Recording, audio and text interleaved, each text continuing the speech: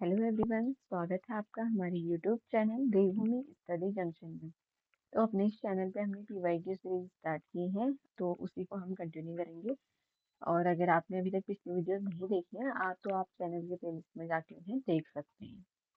तो स्टार्ट करते हैं आज की वीडियो। आज का फर्स्ट क्वेश्चन है, उत्तरांचल उत्तराखंड राज्य का गठन कब हुआ? तो उत्तराखंड राज्य का गठन हुआ 9 नवंबर 2000 को। तो उत्तराखंड राज्य का गठन हुआ 9 नवंबर 2000 को। ठीक है। तो अब हम इसमें देख लेते हैं कि जो ये विधेयक था ये कब लोकसभा में आया और कब राज्यसभा में आया और कब यह पारित हुआ। ठीक है। तो जो ये विधेयक था ये लोकसभा में आया था। यहाँ पे नोट कर लेना। उत्तर प्रदेश पुनर्गठन विधेयक 2000 के लोकसभा एवं राज्यसभा में पारित होने के बाद, तो ये लोकसभा में पारित हुआ था। ये लिख लेना इसे। 1 अगस्त 2004 को ये लोकसभा में पारित हुआ था, 1 अगस्त को। और 10 अगस्त 2000 को ये राज्यसभा में पारित हुआ था। और उसके बाद इसको 28 फिर उसके बाद 25 अगस्त को इसको, उस समय तत्कालीन राष्ट्रपति थे के आर नारायण जी, तो उन्होंने इसे स्वीकृति दी थी। तो ये कहीं भी पूछा जा सकता है कि ये राज्यसभा में कब पारित हुआ, लोकसभा में कब पारित हुआ। तो राज्यसभा में हुआ 1 अगस्त को, और राज्यसभा में, लोकसभा में हुआ 1 अगस्त को, राज्यसभा में हुआ 10 अगस्त को। और इसमें जो राष्ट्रपति थी वो राष्ट्रपति के आर नारायण थे, और उन्होंने 25 अगस्त 2000 को इसे स्वीकृति प्रदान की। इस प्रकार 9 नवंबर 2000 को भारत के 27वें राज्य के रूप में उत्तराखंड का अस्तित्व में आया उत्तराखंड। और इस समय ये उत्तरांचल के नाम से जाना जाता था, और 1 जनवरी 2007 से इसका नाम बदलकर उत्तराखंड कर दिया गया। तो ये हमें ध्यान रखना है। ठीक है। तो जो अब नेक्स्ट क्वेश्चन हम देखेंगे, यहाँ पे हमने उत्तराखंड के गठन और उसे लोकसभा में कब वो पारित हुआ, कब राज्यसभा में, तो ये हमने देखा। अब हम देखते हैं नेक्स्ट क्वेश्चन कि कब किस तिथि को अस्तित्व में आया। हम पहले ही कर चुके हैं, 9 नवंबर 2000 को वो अस्तित्व में आया। ठीक है। अब देखते हैं क्वेश्चन नंबर थर्ड। निम्नलिखित तिथि को उत्तरांचल का नाम परिवर्तित कर उत्तराखंड कर दिया गया। तो ये क्वेश्चन भी कई बार एग्जाम में पूछा गया है, तो ये कर दिया गया था। 1 जनवरी 2007 को जो था उत्तरांचल का नाम चेंज करके उत्तराखंड कर दिया गया। ठीक है। तो उत्तरांचल नाम परिवर्तन अधिनियम निम्नलिखित तरह से किस वर्ष से अस्तित्व में आया? तो यहाँ पे हमसे किस वर्ष से अस्तित्व में आया है, तो यहाँ पे कोई भी ऑप्शन नहीं है, क्योंकि हमने अभी किया है। ये अस्तित्व में कब आया था? 2007 में आया था। तो यहाँ पे हमारा ऑप्शन नंबर डी हो जाएगा कि इनमें से कोई नहीं, क्योंकि ये जो अस्तित्व में आया था वो आया था कब? ये अस्तित्व में आया था 2007 में। ठीक है। तो अब हम देखेंगे नेक्स्ट क्वेश्चन। उत्तराखंड का कुल क्षेत्रफल कितना है? तो उत्तराखंड का कुल क्षेत्रफल कितना है? उत्तराखंड का कुल क्षेत्रफल है 53,483 वर्ग किलोमीटर, जो भारत के क्षेत्रफल का 1.69% है। कई बार अगर पूछा जाए तो भारत के क्षेत्रफल का कितना परसेंट है, उत्तराखंड का जो क्षेत्रफल है, तो भारत के क्षेत्रफल का 1.69% है। ठीक है।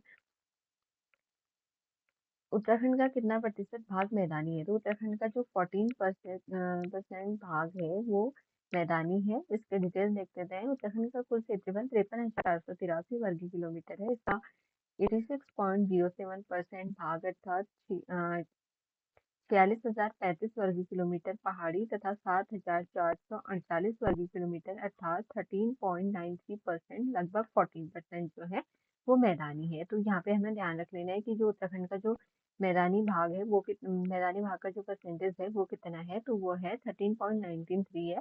अगर हमें ये ऑप्शन नहीं होता है तो हम अप्रोक्स, तो वो 14 के ही अप्रोक्सीमेट है, तो हम 14 के साथ जा सकते हैं। ठीक है। तो नेक्स्ट क्वेश्चन है कि उत्तराखंड के कितने जनपद अंतर्राष्ट्रीय सीमाओं से जुड़े हुए हैं? तो उत्तराखंड के जो 5 जनपद हैं वो अंतर्राष्ट्रीय सीमाओं से जुड़े हैं। इसमें है उत्तरकाशी, चमोली, पिथौरागढ़, जो चीन से लगे हुए हैं। उत्तरकाशी, चमोली एंड पिथौरागढ़।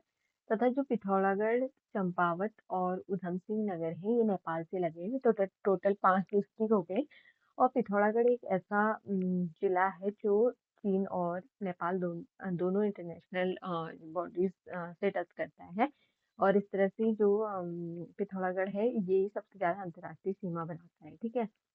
जो चीन और नेपाल की अंतर्राष्ट्रीय सीमा से जुड़ा है, तो उत्तराखंड के जो 5 जिले हैं, उत्तरकाशी, चमोली, पिथौरागढ़, चंपावत और उधम सिंह नगर, अंतर्राष्ट्रीय सीमाओं से जुड़े हुए हैं।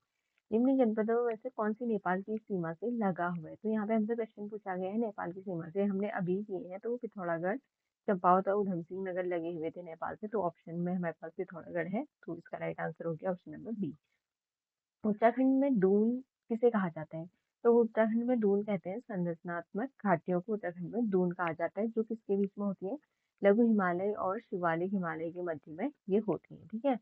लघु और बाह्य हिमालय, जिसे हम शिवालिक हिमालय कहते हैं, के बीच में लंबी घाटियों को दोन कहते हैं। यह संरचनात्मक मूल की घाटियां हैं। यह घाटियां हिमालय तथा शिवालिक के ऊपरी भाग के कटाव के कारण पत्थर तथा बजरी से ढकी रहती है। तो ठीक है, ये हमें ध्यान रखना है। कुमाऊं और गढ़वाल में द्रोण माप तोल की इकाई थी। तो द्रोण मापन का यूज किया जाता था कुमाऊं और गढ़वाल में पहले से। तो ये किससे रिलेटेड था? तो द्रोण मापन का यूज किया जाता था जमीन और अनाज के मापन के लिए। द्रोण माप की इकाई का प्रयोग किया जाता था, ठीक है। उत्तरांचल में कृषि भूमि मापने का पैमाना क्या है? तो कुछ कृषि भूमि को उत्तराखंड में किससे मापते हैं? नाली व मुट्ठी से मापते हैं, ठीक है। तो ये भी हमें ध्यान रखना है, नाली और मुट्ठी से। तो अब हम इसमें देखेंगे नेक्स्ट क्वेश्चन। कई बार इस तरह से भूमि माप से भी हमसे क्वेश्चन पूछे जाते हैं, तो हमें ये सारे क्वेश्चन ध्यान में रखने हैं कि किस तरीके से पूरे क्वेश्चन पूछा जा सकता है। उत्तराखंड में कृषि भूमि नापने के पैमाने नाली और मुट्ठी है। यहाँ की 90% जनसंख्या कृषि पर अवलंबित है। उत्तराखंड की जो भूमि है उसे 3 भागों में व्यक्त किया गया है: खिल भूमि, उपराव भूमि और तलाव भूमि या तालाब भूमि, ठीक है। उत्तराखंड का सबसे बड़ा हिमनद कौन सा है? तो यहाँ पे हमारे पास ऑप्शन दिए हैं: मिलम, कफनी, गंगोत्री एंड सुंदरढोंगा। तो उत्तराखंड का जो सबसे बड़ा हिमनद है वो है गंगोत्री। और गंगोत्री जो हिमनद है ये कौन से डिस्ट्रिक्ट में है? तो उत्तरकाशी में है। ये अगर हमसे पूछा जाए उत्तराखंड का सबसे बड़ा हिमनद गंगोत्री है। अगर कुमाऊं मंडल का पूछा जाए तो मिलम है। और मिलम कहाँ पे है? मिलम है पिथौरागढ़ में। ये हमें याद रखना है, ठीक है। नेक्स्ट क्वेश्चन है, साथ ही इसके बारे में डिटेलिंग भी देख लो। जैसे मैंने बताया अभी, उत्तराखंड का सबसे बड़ा हिमनद गंगोत्री है। इसकी लंबाई लगभग 30 किलोमीटर है। कई बार लंबाई भी, क्योंकि अभी वो स्टेटमेंट वाइज क्वेश्चन पूछे जा रहे हैं, तो ऐसा पूछा जा सकता है कि जो गंगोत्री हिमनद है उसकी लंबाई कितनी है? तो 30 किलोमीटर है। जैसे मैंने बताया अभी, गंगोत्री उत्तरकाशी में है। और जो पौंडिंग ग्लेशियर है वो पिथौरागढ़ में है। मिलम ग्लेशियर पिथौरागढ़ में है। और नामिक भी पिथौरागढ़ में है। और जो कफनी ग्लेशियर है वो बागेश्वर में है। सुंदरढोंगा भी बागेश्वर में है। और पिंडारी भी बागेश्वर में है। तो हमें ये सारे याद रख लेने कि कहाँ पे है। उत्तराखंड में सबसे लंबा हिमनद, वो सबसे बड़ा पूछा गया था, यहाँ पे लंबा पूछा गया है। तो सबसे लंबा हिमनद भी वही है। सिर्फ कंफ्यूजन करने के लिए हमसे ये चीजें पूछी गई हैं। आगे यहाँ पे कंफ्यूज नहीं होना है। तो वो भी क्या है? गंगोत्री ही है। इसका एक्सप्लेनेशन हम ऊपर पूरा कर चुके हैं, ठीक है। उत्तरांचल का सबसे ऊंचा पर्वत कौन सा है? तो नंदा देवी। उत्तरांचल ये सबसे ऊंचा पर्वत जो है वो नंदा देवी है, ठीक है। तो नंदा देवी है। तो अब हमें नंदा देवी की हाइट पता होनी चाहिए। तो नंदा देवी की हाइट है, नंदा देवी की हाइट है 7,000।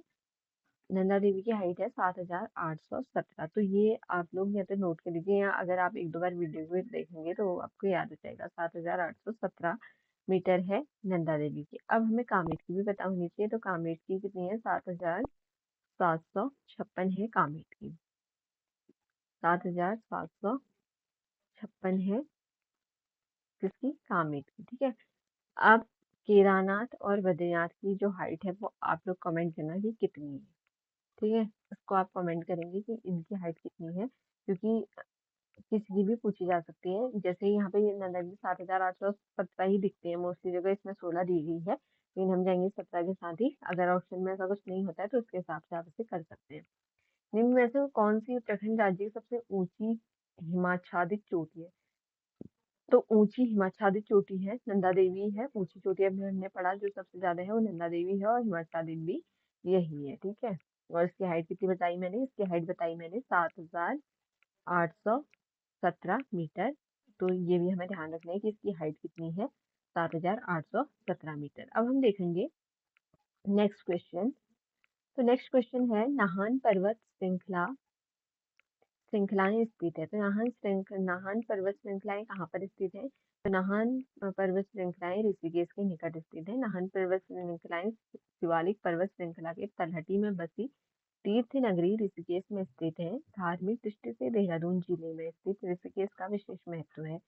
केदारखंड पुराण के अनुसार ब्रह्मकुंड के बाद कुचामर्क तीर्थ क्षेत्र प्रारंभ होता है, जो वर्तमान में ऋषिकेश है। तो कई बार पूछ लिया जाता है कि ऋषिकेश का पुराना नाम क्या है? तो ऋषिकेश का पुराना नाम है कुचामर्क। हमें ये ध्यान रखना है। नेक्स्ट क्वेश्चन है क्वेश्चन नंबर 17। दुधातोदी पर्वत श्रेणी द्वारा पृथक किए गए नदी बेसिनों के सही युग्म का चयन कीजिए। ये इसकी जो दुधातेली बेसिन से अलग होती है। तो ये कौन कौन सी हैं? पिंडर और रामगंगा, बेसिन है जो कि किससे अलग होती है, दूधातेली श्रृंखला से अलग होती है। और जो दूधातेली श्रेणी है चमोली, अल्मोड़ा और पौड़ी में इसका विस्तार है। कहाँ पे है, तो हम इसे CAP करके याद कर सकते हैं, गैप करके। चमोली, अल्मोड़ा एंड पिथौरागढ़ में इसका विस्तार है दूधातोली श्रेणी का। ठीक है। दूधातोली पर्वत श्रेणी उत्तर दक्षिण दिशा में एक मध्य हिमालय पर्वत श्रृंखला है जो उत्तराखंड में पौड़ी गढ़वाल जिले की थलीसैंण तहसील के पास से शुरू होती है। और इस पर्वत श्रेणी को उत्तराखंड का पामीर कहा जाता है। तो उत्तराखंड का पामीर किसे कहा जाता है, तो उत्तराखंड का पामीर कहा जाता है दूधातोली श्रृंखला को। दूधातोली पर्वत कई गैर हिमनद बारामासी नदियों का स्रोत है, जिससे near east near west Ramganga प्रमुख है। दूधातुली पर्वत श्रेणी द्वारा पिंडर और रामगंगा नदी घाटियां पृथक की जाती है। तो कौन सी नदी घाटियां पृथक होती है, पिंडर एंड रामगंगा। ठीक है। उत्तराखंड के किस पर्वतीय स्थल को हिल स्टेशन कहा जाता है, तो काफी इजी क्वेश्चन है, सभी को पता है। इसका राइट आंसर है मसूरी। तो जो मसूरी है उसे पर्वतीय, उस मसूरी को पहाड़ों की रानी कहा जाता है। और मसूरी कौन से डिस्ट्रिक्ट में पड़ता है, तो ये पड़ता है देहरादून डिस्ट्रिक्ट में। ये हमें ध्यान रखना है। तो पहाड़ों की रानी के नाम से किसे जाना जाता है, वो जाना जाता है मसूरी को। ठीक है। तो उत्तराखंड के मसूरी स्थित पर्वत स्थल को पहाड़ों की रानी कहा जाता है। देहरादून में स्थित मसूरी की स्थापना 1823 में अंग्रेज जनरल सोर द्वारा कैमल्स बैक रोड पर एक झोपड़ी बनाने के साथ की गई थी। ठीक है। ऊपरी गंगा नहर का उद्गम कहाँ से होता है, तो ऊपरी गंगा नहर का उद्गम होता है हरिद्वार से। ऊपरी गंगा नहर का उद्गम होता है, तो ऊपरी गंगा नहर का उद्गम कहाँ से होता है, हरिद्वार से होता है। तो हमने अभी तक का 19 क्वेश्चन कवर कर लिए हैं जो कि काफी इंपोर्टेंट है। अब हम देखेंगे क्वेश्चन नंबर 20। ऊपरी गंगा नहर का उद्गम हरिद्वार जनपद से होता है, ये मैंने आप लोग को बता दिया है। और इसका निर्माण कार्य 1840 से 54 की बीच में किया गया था और जिसकी कल्पना दी थी प्रोफेसर T काटली ने। तो अभी यूपी ट्रिपल एस में कोई भरोसा नहीं है कि कुछ भी पूछा जा सकता है, तो हमें चीजें ध्यान रखनी है जिसकी कल्पना किसने दी थी, प्रोबी T काटली ने दी थी। ऊटा धुरा दर्रा उत्तराखंड के निम्नलिखित हिमनदों में से किस एक के समीप है, तो ऊटा धरा दर्रा है मिलन हिमनद पिथौरागढ़। तो ये किसके समीप में है, मिलन हिमनद। और मिलन हिमनद किस डिस्ट्रिक्ट में पड़ता है, हमने अभी पढ़ा था पिथौरागढ़ में पड़ता है। तो ऊटा धुरा दर्रा है कुमाऊं मंडल पिथौरागढ़ जनपद के मुनस्यारी तहसील भारत और तिब्बत की सीमा, मतलब कि पिथौरागढ़ और तिब्बत के बीच में है कौन सा दर्रा, ऊटा धुरा दर्रा। यह दर्रा उत्तराखंड के मिलन हिमनद के समीप है स्थित है। यह दर्रा देखने में ऊंट की पीठ के समान लगता है, इसलिए इसे ऊंटा धुरा कहा जाता है। तो हमें ये सारी चीजें ध्यान रखनी है। उत्तराखंड की दारमा और व्यास घाटियों को जोड़ने वाला दर्रा, दारमा और व्यास घाटियों को जोड़ने वाला दर्रा कौन सा है, वो है सिन्ना दर्रा, जो दारमा और व्यास घाटियों को जोड़ता है। ठीक है। अब नेक्स्ट क्वेश्चन है किंगरी विंगरी नीति माणा क्या है, तो किंगरी विंगरी नीति माणा दर्रे हैं। ये क्या है, दर्रे हैं जो किसके बीच पड़ते हैं, चमोली एंड तिब्बत के बीच में ये पड़ते हैं। नीति दर्रा भारत के उत्तराखंड राज्य को तिब्बत से जोड़ने वाला हिमालय का एक प्रमुख दर्रा है। माणा या माना दर्रा हिमालय क्षेत्र में भारत और तिब्बत के बीच स्थित है, जिसे चिरबितिया या डुंगरीला भी कहते हैं। हो सकता है कई बार हमसे माना दर्रा के नाम से न पूछा जाए, न माणा के नाम से पूछा जाए, चिरबितिया या डुंगरीला दर्रा कहाँ है पूछ दिया जाए। तो हमें ये ध्यान रखना है, ये चमोली डिस्ट्रिक्ट में पड़ता है, जो चमोली और तिब्बत के बीच में है। इस दर्रे में देवताल झील है। और किस दर्रे में देवताल झील है, तो माणा दर्रे में या डुंगरीला दर्रे में देवताल झील है, जहाँ से अलकनंदा की सहायक नदी सरस्वती का उद्गम होता है। तो यहाँ से कितने ही क्वेश्चन हमारे बन गए। जो सरस्वती किसकी सहायक नदी है, अलकनंदा की। तो सरस्वती का उद्गम कहाँ से होता है, देवताल झील से। और देवताल झील कहाँ है, वो माना दर्रे में। ठीक है। और माना दर्रे का एक और नाम डुंगरीला भी है। पिंगली विंगली नीति सैल साल के हैं दर्रे, ये हम पहले ही कर चुके हैं। ठीक है। तो अब हम इसमें देखेंगे नेक्स्ट क्वेश्चन, कि नेक्स्ट क्वेश्चन हमारा क्या है। ठीक है। फटाफट से इसमें हम नेक्स्ट क्वेश्चन देख सकते हैं, देखते हैं। और दर्जों से भी काफी क्वेश्चन पूछे जाते हैं, तो वो सारी चीजें भी ध्यान में रखनी है हमें। कोई भी क्वेश्चन मतलब कि ये नहीं सोचना है कि ऐसा नहीं पूछा जा सकता है, क्योंकि कुछ भी पूछा जा सकता है हमें, तो ये हमें सारी चीजें ध्यान में रखनी है। ठीक है। तो अब हम जल्दी ही नेक्स्ट क्वेश्चन कवर करते हैं। वेट, तो जाह्नवी नदी किस जल प्रवाह अथवा मुख्य नदी से संबंधित है, तो जाह्नवी नदी किससे संबंधित है, जाह्नवी नदी संबंधित है भागीरथी से। तो जाह्नवी का संबंध किससे है, भागीरथी नदी से है जाह्नवी का संबंध। गंगा नदी गंगोत्री से भागीरथी नामक मुख्य स्रोत धारा नदी के रूप में निकलती है।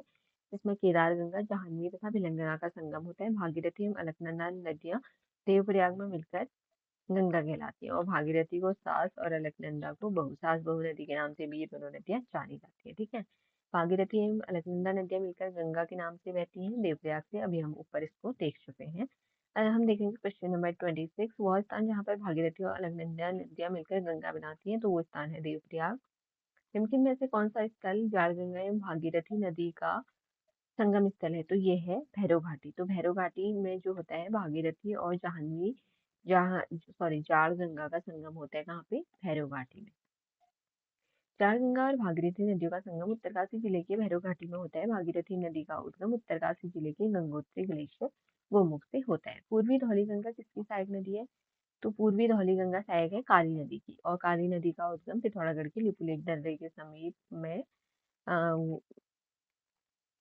काला पानी व्यास आश्रम, वहां से इसका उद्गम होता है। और जो पूर्वी धौली गंगा है ये काली की ही सहायक नदी है। तो ये भी हमें ध्यान रख लेना है कि ये किसकी सहायक नदी है? ये काली नदी की सहायक नदी है पूर्वी धौली गंगा। ठीक है, पूर्वी धौली गंगा नदी काली नदी की सहायक नदी है। काली नदी लिपुलेख दर्रे के पास काला पानी से निकलती है, मैंने बता दिया। और इसकी और प्रमुख सहायक नदियां जो है उसमें गौरी, कुथुजंगती, सरयू, लोहावती और लदिया है। और सरयू इसकी सबसे बड़ी सहायक नदी है किसकी? काली की। ठीक है, ये सरयू छपा है यहाँ पे, सरयू है वही है। इनकी सरिताओं में से कौन सी गिरथी नदी की सहायक नदी है? तो गिरथी नदी की सहायक नदी है कियोगाड़। गिरथी की सहायक नदी कौन सी है? कियोगाड़। गिरथी नदी पिथौरागढ़ के सुदूर उत्तर पश्चिम में छोटी सी धारा के रूप में प्रवाहित होती है तथा किंगरी बिंगरी पर्वतमाला के साथ पश्चिम और दक्षिण पश्चिम दिशा में बहती हुई अंततः गढ़वाल क्षेत्र में प्रवेश करती है। कियोगाड़ इसकी एक प्रमुख सहायक नदी है तथा गिरथी धौली गंगा की सहायक नदी है। ठीक है, तो किसकी सहायक नदी है? गिरथी नदी की जो सहायक नदी है वो कियोगाड़ है। ठीक है, गोविंद घाट, अलकनंदा और लक्ष्मण गंगा। लक्ष्मण गंगा को भ्योडार गाड़ भी कहते हैं। तो यहाँ पे संगम होता है किसका? गोविंद घाट। ये हमें ध्यान रखने हैं। बिरही गंगा की अवरुद्ध हो जाने से बनी गौला झील कितने वर्षों तक रही? तो जो गौना झील बनी थी वो बनी थी बिरही गंगा के मार्ग अवरुद्ध हो जाने से, और ये 77 वर्षों तक रही, 77 ईयर्स तक ये रही। तो बिरही गंगा के अवरुद्ध हो जाने से बनी गौना झील 1893 में अस्तित्व में आई। तो ऐसे ही क्वेश्चन अभी पूछे जा रहे हैं, तो हो सकता है पूछा जाए कि गौना झील कब अस्तित्व में आई? तो 1893 में आई। किस कारण से अस्तित्व में आई? बिरही गंगा के अवरुद्ध होने से आई। वर्ष 1970 में अलकनंदा में आई प्रलयकारी बाढ़ ने गौना झील को पत्थरों, वृक्षों तथा मलबों से भर दिया, जिससे अपने अस्तित्व में आने के 77 वर्षों के बाद गौना झील समाप्त हो गई। तो 1893 में अपने अस्तित्व में आई, और 1970 में जब अलकनंदा में बाढ़ आई तो तब इसका अस्तित्व जो था वो समाप्त हो गया, गौना झील का। ठीक है,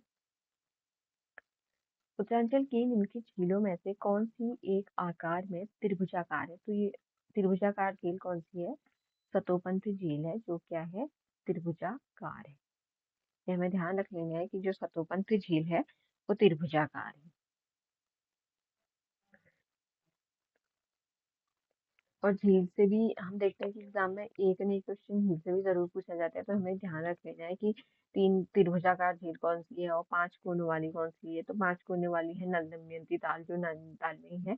और साथ ही जो पूछा जाता है कि साथ ही वो पूछा जाता है क्या, छह कोने वाला ताल कौन सा है? तो छह कोने वाला ताल है डोडी ताल। तो ये हमें इस तरीके से सारे फैक्टर ध्यान में रखनी है। सतोवंत झील में तीन कोण है, इसलिए त्रिभुजाकार झील है। ऐसी मान्यता है कि तीनों कोणों में ऋषि देव ब्रह्मा विष्णु और महेश ने तप किया था, तो इसी कारण इसमें तीन तरह के कोने बने हुए हैं। निम्न में से कौन सा ताल उत्तराखंड के रहस्य ताल के नाम से जाना जाता है? जो रूपकुंड है चमोली में है ये, और ये इसे रहस्य ताल के नाम से जाना जाता है। और इसके निकट बेदनी बुग्याल भी है। और जो सात ताल है नैनीताल में है, और नौकुचिया ताल नैनीताल में है, और नैनीताल तो नैनीताल ही है, आपको पता ही है। ये बाकी सारे नैनीताल के हैं, और रूपकुंड चमोली में है। जो 1942 में एक वन अधिकारी द्वारा यहाँ कई 100 कंकालों को खोजा गया था, इस कारण से कंकाली ताल रहस्य ताल भी कहा जाता है। ठीक है, अब हमें गलत युग में छांटना है। डोडी ताल, जैसे अभी मैंने आपको बताया कि डोडी ताल कहाँ पे है? डोडी ताल उत्तरकाशी में है। डोडी ताल कहाँ पे है? डोडी ताल उत्तरकाशी में है। और ये जो काल है सॉरी जो ताल है ये छह कोने वाला है, और इससे असीम गंगा का उद्गम होता है। और जो बेनी ताल है ये कहाँ है? बेनी ताल नैनीताल चमोली में है। और अब बात करेंगे देवरिया ताल। तो देवरिया ताल जो है ये टिहरी में नहीं है। यहाँ पे हमारे पास जो ऑप्शन नंबर सेकंड है वो ही गलत है, क्योंकि जो देवरिया ताल है वो रुद्रप्रयाग में पड़ती है। ये यहाँ पे टिहरी दिया गया है, तो ये करेक्ट नहीं है। तो ये इसका राइट आंसर है रुद्रप्रयाग। और जो बांसुरी ताल है ये टिहरी और रुद्रप्रयाग के बीच में पड़ती है, तो यहाँ पे रुद्रप्रयाग ऑप्शन लिखिए हम दिया गया है। ठीक है। देवरिया ताल समुद्र तल से 2438 मीटर 8000 फीट की ऊंचाई पर स्थित है। यह रुद्रप्रयाग जिला में चौपटा ऊखीमठ के पास स्थित है। इस झील की विशेषता है कि इसमें गंगोत्री, बद्रीनाथ, केदारनाथ, यमुनोत्री और नीलकंठ की चोटियों के साथ चौखंबा की श्रेणियों की स्पष्ट छवि प्रतिबिंबित होती है। किसमें? देवरिया ताल, जो कि रुद्रप्रयाग में। उत्तरांचल के किस भाग में स्रोत को पाए जाते हैं? तो ये पाए जाते हैं तराई क्षेत्र में।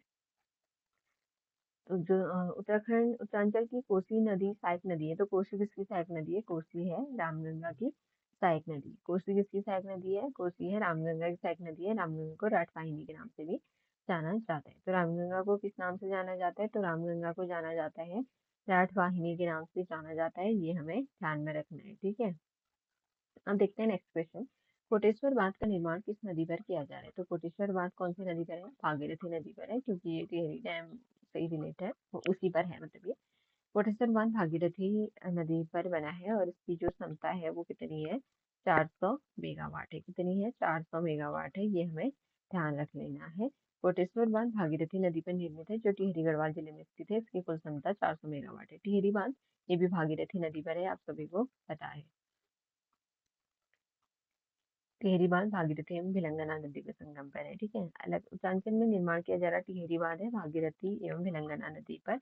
ये हमने अभी देख लिया है। क्वेश्चन नंबर 40 देखते हैं। खतलिंग ग्लेशियर कहाँ पर स्थित है? तो खतलिंग ग्लेशियर है हमारा कहाँ पे है? मेनली खतलिंग ग्लेशियर टिहरी और रुद्रप्रयाग के बीच में पड़ता है। तो हमें ऑप्शन के साथ चलना है, और मेनली इसे टिहरी में ही काउंट किया जाता है। लेकिन अगर हमारे पास एग्जाम में टिहरी ऑप्शन नहीं मिलता है तो हम प्रयाग के साथ भी इसमें जा सकते हैं, क्योंकि कई बार आयोग के द्वारा इस क्वेश्चन में कंफ्यूजन कर दिया जाता है कि वो उसे भी राइट मान लेते हैं। तो ठीक है, हमारे पास ऑप्शन यहाँ पे एक ही है, तो हम टिहरी गढ़वाल इसका राइट आंसर हो गया। मेनली ये खतलिंग ग्लेशियर टिहरी गढ़वाल में ही आता है, लेकिन दोनों के को कहीं ना कहीं वो टच करता होगा, तो इसलिए वो कई बार माना जाता है। भिलंगना नदी और भिलंगना नदी का जो उद्गम होता है वो खतलिंग ग्लेशियर से ही होता है। यह लगभग 4600 मीटर की ऊंचाई पर स्थित है। अब हमें परियोजनाओं का नाम दिया गया है और इन्हें हमें मैच करना है, तो हम इसे यहीं पे कर लेते हैं, क्योंकि जो ऑप्शन है वो ऊपर दिए गए हैं, जिससे कि डिफिकल्टीज ना हो। ठीक है। तो यहाँ पे पहला है कोटेश्वर। कोटेश्वर हमने अभी कंप्लीट किया, तो कोटेश्वर कहाँ पर है? कोटेश्वर है भागीरथी नदी पर। कोटेश्वर बांध। और जो विष्णुप्रयाग है वो अलकनंदा नदी पर है।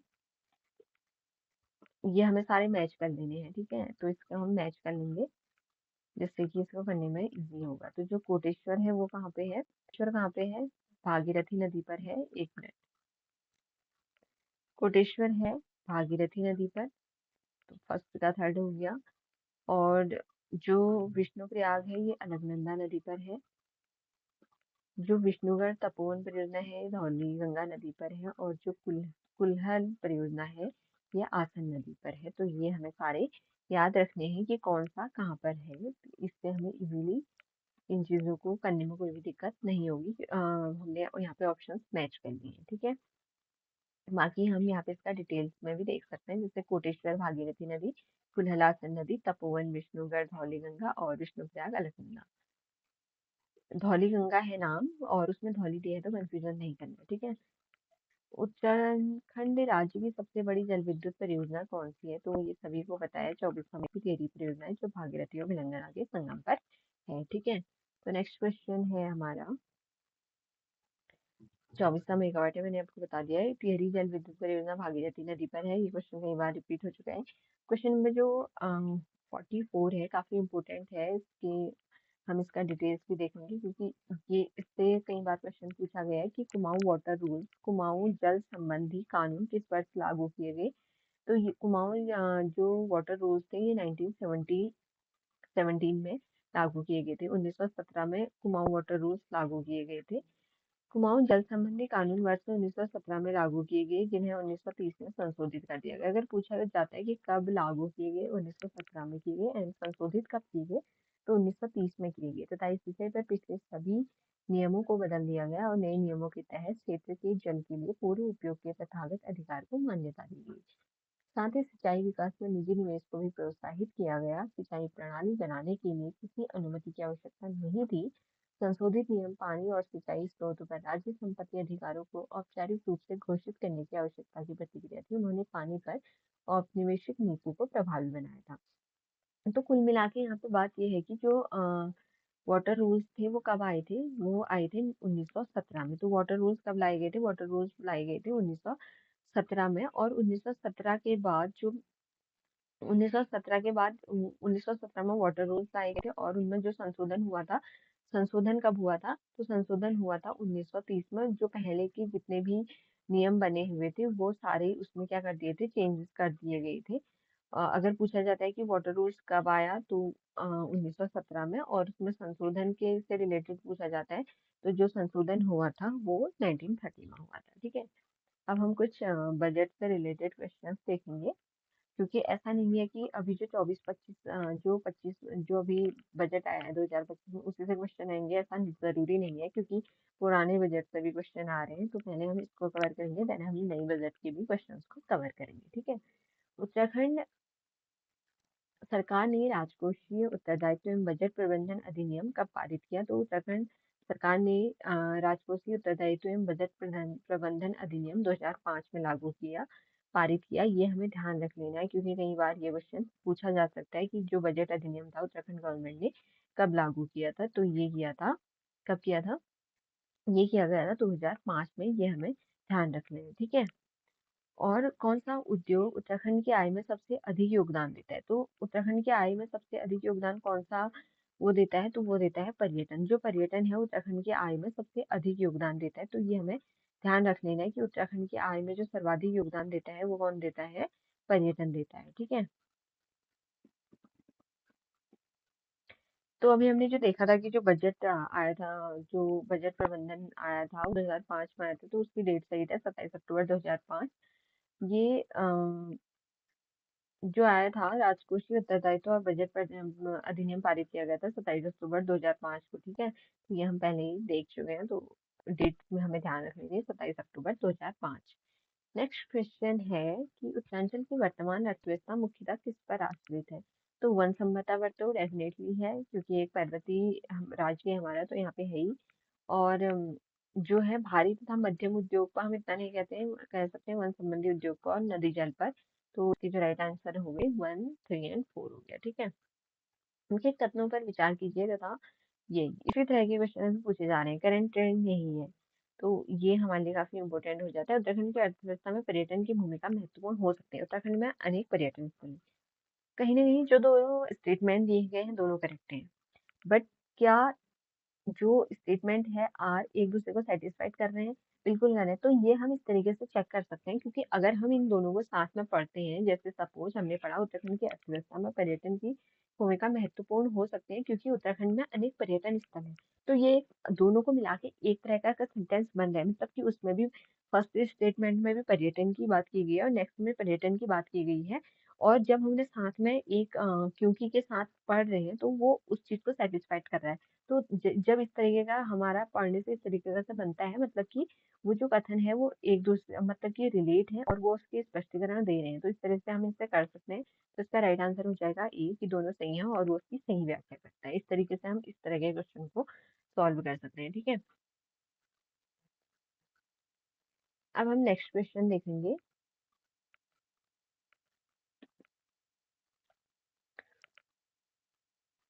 नेक्स्ट क्वेश्चन है, बहुत ज्यादा बजट के बहुत ज्यादा पुराने क्वेश्चंस को कवर नहीं करेंगे।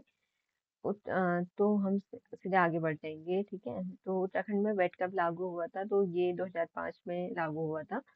उत्तराखंड में जो वेट लागू हुआ था वो कब हुआ था, 2005 में लागू हुआ था। ठीक है। ये हमें ध्यान रख लेना है, क्योंकि वहाँ ऑप्शंस पे गलत इसलिए है क्योंकि ये 1 अक्टूबर 2005 था और ऑप्शन में कोई भी नहीं था, तो इसलिए उसको ठीक है, तो हमें 1 अक्टूबर 2005 याद रख लेना है। फिर वही स्टेटमेंट बेस्ड क्वेश्चन आ गया। उत्तराखंड अपनी मनी ऑर्डर अर्थव्यवस्था के लिए जाना जाता है। यह राज्य के बाहर लोग रोजगार के लिए प्रवास का द्योतक है। तो उत्तरांचल अपनी मनी ऑर्डर व्यवस्था के लिए जाना जाता है क्योंकि यह राज्य के बाहर रोजगार के लिए प्रवास का द्योतक है। तो दोनों ही करेक्ट हैं स्टेटमेंट, और दोनों एक दूसरे, और जो आर है, जो इसका रीजन है, वो स्टेटमेंट को वेरीफाई करता है। तो हमारा जो ऑप्शन ए है वो राइट आंसर है। ठीक है। नेक्स्ट क्वेश्चन है, उत्तरांचल राज्य में विकास के लिए बहुत अंतःशक्ति है। विकास के लिए वैज्ञानिक नियोजन तथा प्रभावी क्रियान्वयन मशीनरी की आवश्यकता होती है। तो अब इसमें हमसे पूछा गया है कि ये दोनों स्टेटमेंट करेक्ट है, इनकरेक्ट है, ए करेक्ट है या बी करेक्ट है।